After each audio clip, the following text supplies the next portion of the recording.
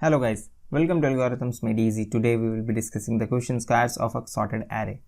In this question we are given an integer num sorted in non-decreasing order, that is increasing order, and return an array of the square of each number sorted in non-decreasing order.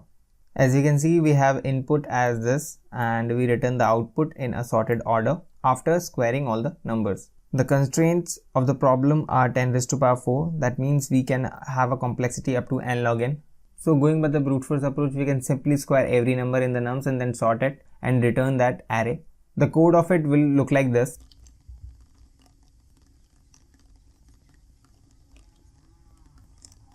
The time complexity of this code is O of n log n, while the space complexity is O of 1. As we are not using any extra space, when we submit this code, it gets submitted.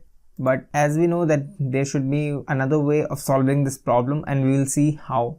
As we know that the value of the nums are in increasing order, we can make out that the value at the start or a value at the end must be the biggest value. So square of either of the two values should be present at the end of the resulting array, and we will decrement the pointer from that value and then move ahead doing the same thing, putting the values at the second last end.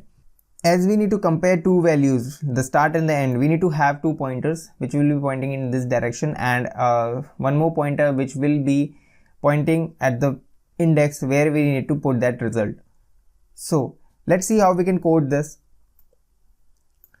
As we discussed, we need to have two variables, left and right, one pointing at the start and other pointing at the end of the array, and we need to have a pointer which will be pointing at the position wherein we need to put the value. Now we'll create a resultant array wherein we will store the result. We'll loop till the left is less than equals to right. Now here we check if the absolute value at left is greater than the absolute value than the right. If this is the case, then we need to put the square of the left in the position of pointer,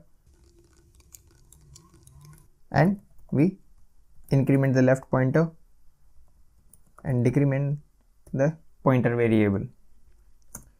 In the else part, we just know that the right is either equal to the left value or it is greater than, then we simply put the value at pointer which is square of right, and we decrement the right index and also decrement the pointer. We can take out this pointer outside the if else as it is a common code. At the end, we just need to return the result array. When we run this code, so it runs successfully. Let's submit this. So the code got accepted. The time and space complexity for this approach is O of n. Thanks for watching the video. See you in the next one.